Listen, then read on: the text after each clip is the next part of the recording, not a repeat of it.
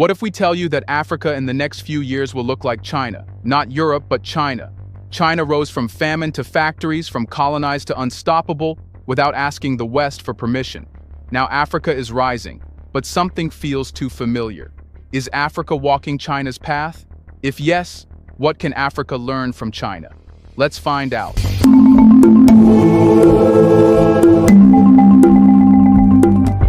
A school without teachers is a broken promise. A hospital without electricity is a cruel lie.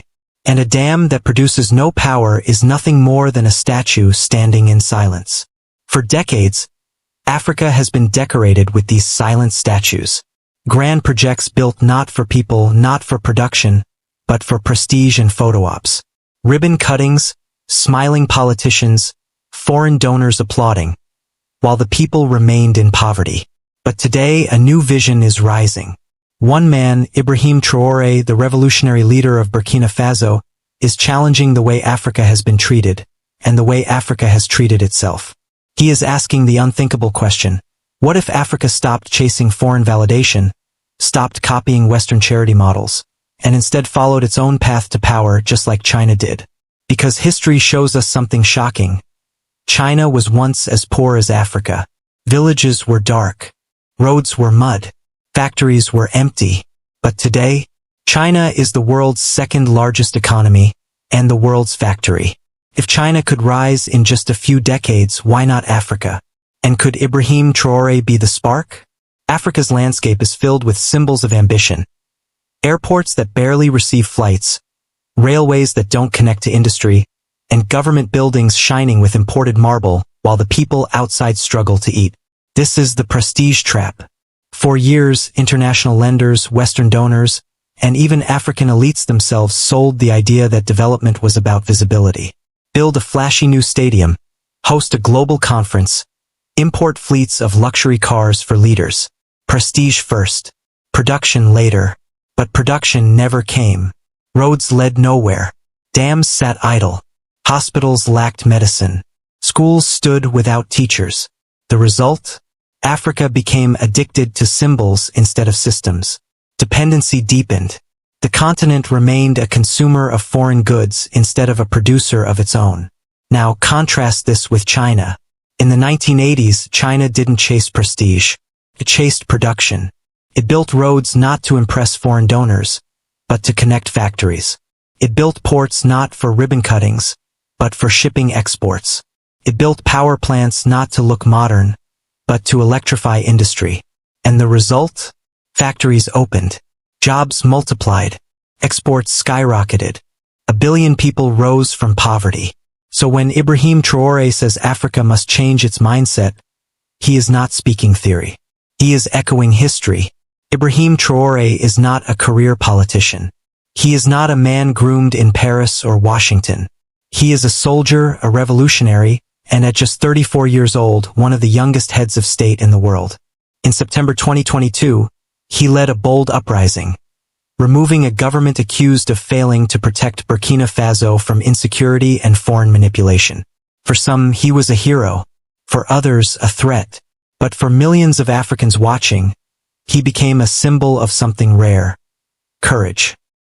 Unlike leaders who seek favor from former colonial powers, Traore speaks bluntly. Africa will no longer beg. Africa will build. We cannot remain consumers forever. We must produce. Our sovereignty is not for sale. These words resonate because they strike at the core of Africa's struggle. The continent is rich in gold, cobalt, lithium, oil, and fertile land, yet remains poor. Why? Because wealth leaves before value is added. Traore's leadership is about flipping that equation. And his inspiration is clear: China. Let's rewind to the 1970s. China was poorer than several African nations. Its GDP per capita was less than half of Ghana's. Its villages were dark at night, just like many in Africa today. So what changed? Infrastructure first. China poured money into roads, dams, railways, ports, and power plants. Not for prestige, but for production. Industrial zones. Instead of scattered projects, it built concentrated industrial cities where factories could cluster, share labor, and scale exports. Self-reliance in vision. While the West offered charity and aid conditions, China rejected dependency and pursued sovereignty. Export economy. With infrastructure in place, China became the factory of the world, supplying cheap goods, then gradually advancing to high-tech. The lesson? Wealth follows infrastructure, not the other way around. This is why Traoré insists Africa must stop building statues and start building systems. Africa now stands at the most critical moment since independence. On one hand, the old path of dependency, loans from the IMF, aid with conditions, prestige projects built for photo ops, endless debt. On the other hand, the new path of sovereignty, infrastructure built for production, roads to factories, dams for power, railways for trade. But choosing sovereignty is not easy. Global powers will resist. Foreign corporations profit from Africa's weakness. Elites benefit from foreign validation. And yet, the people are demanding change. From Burkina Faso to Mali, Niger, Ghana, and beyond, citizens are asking, why can't Africa rise? Why not us? The numbers speak. Africa has 60% of the world's arable land. It holds the largest reserves of cobalt and lithium. It has the fastest-growing youth population on Earth. The ingredients for power are here. The only missing piece? Mindset. Ibrahim Traore has laid out a framework. Stop exports of raw resources without value addition. Why sell gold dust when you can refine it at home? Invest in power. Without electricity, there is no industry. Build regional blocks. Alone, Burkina Faso is small. But with Mali, Niger, and others, it becomes a force. Educate for industry. Schools must train engineers, not just bureaucrats. Plan cities around production. Not prestige capitals, but industrial hubs. This vision is radical because it puts people before politics. It says, a hospital is useless without power. A school is meaningless without teachers. A road is wasted if it doesn't lead to production. This is how China rose. And this is how Africa can too. Of course, Traoré's vision faces enemies. Foreign powers, who benefit from cheap African exports and fear competition. Corrupt elites, who profit from foreign aid and debt deals. Media campaigns, which paint sovereign leaders as dictators when they reject Western control. Every bold African leader has faced this. Thomas Sankara, Patrice Lumumba, Kwame Nkrumah. Many were assassinated, overthrown, or silenced. But Traoré is different in one key way. He is not alone. He is part of a new wave of young African leaders rejecting dependency and building regional unity. This unity may be the shield Africa needs to finally rise. Let's return to the question. Can Africa become the next China? The answer is not guaranteed, but the possibility is real. If Africa continues chasing prestige, it will remain poor. But if it chooses production, if it builds roads for factories, dams for power, schools for engineers, and policies for sovereignty, then nothing can stop it. Because Africa is not poor. Africa is powerful. It only needs leaders bold enough to unlock it. And that is why Ibrahim Traore matters. He is not just the president of Burkina Faso. He is a reminder that one leader, one vision, and one bold choice can inspire a continent. China proved it. Africa can repeat it. The question is no longer if, but when.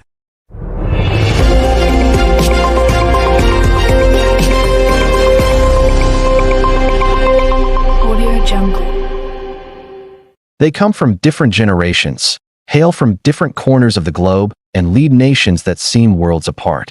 But when it comes to pursuing progress, Ibrahim Traore, president of Burkina Faso, and Xi Jinping, president of China, share a common vision. They both believe in charting one's own path to development, leaving no room for doubt or apology. Welcome to this channel where we bring you the most important stories from around the world. And today's episode is all about Ibrahim Traore, the revolutionary leader reshaping Africa's economic future. As we delve into his journey, you'll see parallels between his approach and that of Xi Jinping, who has spearheaded China's remarkable transformation from a developing nation into the world's second-largest economy. Both leaders share a commitment to prioritizing infrastructure, empowering their people, and fostering self-reliance, traits that have become hallmarks of their leadership. Xi Jinping's contributions have earned him the title, the Great Reorganizer, as he reshaped China's political, social, and economic landscape. Similarly, Ibrahim Traore's impact is evident in his policy initiatives aimed at transforming Burkina Faso, and by extension, Africa's economic trajectory. In this episode, we'll examine how Traore's policies are redefining Africa's relationship with the world, particularly in the areas of trade and investment. We'll also shed light on why his approach resonates with African youths and what lessons he and other African leaders can draw from China's experience. So stay tuned. You don't want to miss this. When Ibrahim Traore took office in September 2022, he inherited a nation grappling with deep-rooted challenges. Burkina Faso was caught in the throes of a multifaceted crisis, facing threats from both within and beyond its borders. Jihadist groups had infiltrated northern regions while ethnic tensions simmered, threatening to boil over. Additionally, Burkina Faso was saddled with a heavy debt burden, limiting its ability to invest in crucial sectors for national development. The country found itself at a critical juncture, desperately seeking a way out of the labyrinth of problems. But young Ibrahim Traore believed that the solution lay not in foreign aid, but in the hands of the Burkinabe people. He envisioned a future where Burkina Faso wouldn't merely survive but thrive, where its citizens would take charge of their destiny and shape their future. In his inaugural address, Traore made a bold statement. He declared, "We cannot keep waiting for others to solve our problems. We are going to put our country back on track on our own." His words echoed with conviction, signaling a departure from the status quo. It was a message not just to the international community, but to every Burkinabe citizen. Through education, he wanted to equip every child with the tools they need to build a better future. He understood that true development meant empowering individuals and nurturing their talents, not just meeting immediate needs. This philosophy wasn't a mere political slogan for Traore. It was the cornerstone of his vision for Burkina Faso. Traore took a giant leap towards this vision by embarking on a series of unprecedented diplomatic missions.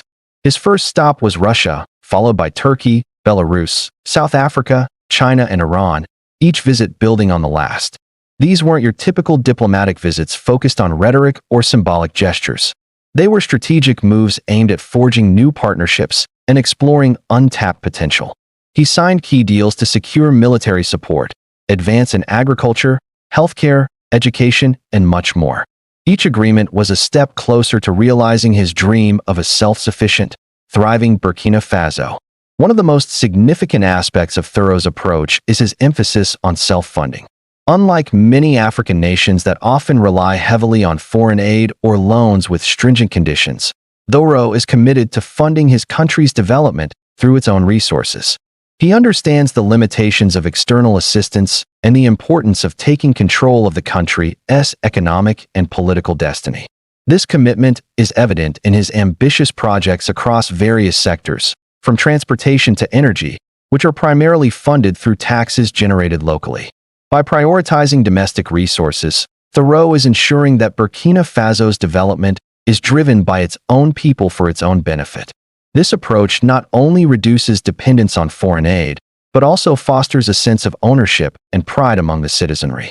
For instance, the construction of a railway line connecting Burkina Faso's capital Ouagadougou to the seaport in Ghana is a game-changing project that will facilitate trade and boost the economy. Importantly, the project is being funded through taxes collected within the country, underscoring Traore's commitment to self-reliance. By investing in infrastructure that connects them to international markets, Traore is opening up new opportunities for trade and economic growth. This focus on self-funding is not only reshaping Burkina Faso's economic future, but also serving as an inspiration for other African nations seeking to chart their own path to development. The spirit of self-reliance is deeply ingrained in Traore's approach to governance. He believes in empowering his people and equipping them with the necessary resources to drive their own development. This philosophy extends to Burkina Faso's youth, whom Traore recognizes as key agents of change and the future leaders of the nation. He has made significant investments in education and vocational training programs aimed at equipping young people with the skills they need to contribute to the country's growth. Moreover, he has fostered an environment that encourages entrepreneurship and innovation among the youth, providing them with the necessary support and resources to turn their ideas into reality.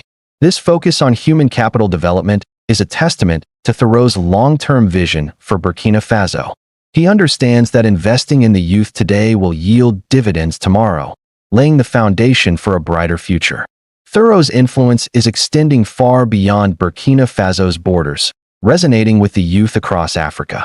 They see in him a leader who embodies their aspirations for a better future.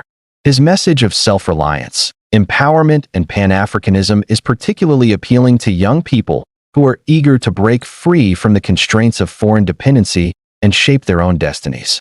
Ibrahim Traoré's leadership is ushering in a new era for Burkina Faso and Africa as a whole. His bold vision for self-reliance, coupled with his commitment to investing in infrastructure and human capital, is laying the foundation for a prosperous future. While challenges remain, Traoré's unwavering commitment to his country's progress offers a beacon of hope and inspiration for the continent. As Burkina Faso continues to stride towards its goals, the world watches with interest, recognizing that Traoré's journey could very well be a roadmap for other African nations seeking to chart their own course to development. So here's a question for you. What do you admire most about Ibrahim Traoré's leadership style? Is it his commitment to self-reliance, his focus on infrastructure development, or his investment in human capital? Share your thoughts in the comments below. Also, if you enjoyed this episode, give us a thumbs up and don't forget to subscribe for more insightful content. Your engagement keeps us motivated to bring you the best. Thanks for watching. We'll catch you in the next one.